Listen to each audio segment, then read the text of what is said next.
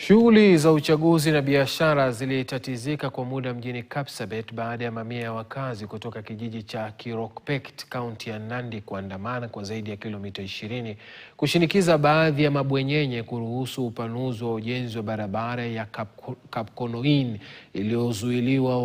Wakazi hao waliokuwa na ghadhabu walielekea katika afisi ya ardhi, bunge la kaunti ya Nandi, afisi ya gavana na kamishna wakitaka kuwasilisha malalamishi yao ili yaweze kutatuliwa haraka iwezekanavyo. Hata hivyo, waliandamana wakibeba mabango yaliyoitaka idara ya uchukuzi na miundombinu kuingilia kati, huku wakisema wamechoshwa na changamoto wanazokumbana nazo kutokana na ukosefu wa barabara inayopitika hasa wakati wa dharura baada ya kukosa usaidizi kutoka afisi zote.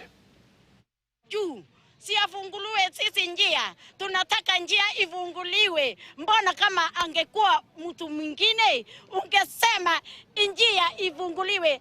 Na tumefuata sheria jinsi inavyotakikana.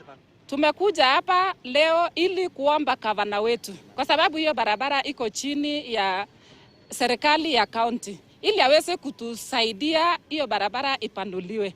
Kumekuwa na changamoto sana, wagonjwa wanaumia, hata wamama kujifungua, kufika kwa barabara tu mahali wanaweza kuaccess barabara, kufika hospitalini ni ngumu. Tumeomba hii barabara iundwe kwa miaka nyingi, lakini amekataa kutuundia. Ametuambia hakuna allocation. Sisi kama wana kijiji tumefanya public participation, tumekusanya pesa kidogo, tukakuja kuomba tufunguliwe. Pia venye amesema hakuna pesa, tumetafuta pesa yetu, lakini ameenda kule amesema hii barabara inaguza ndugu yangu.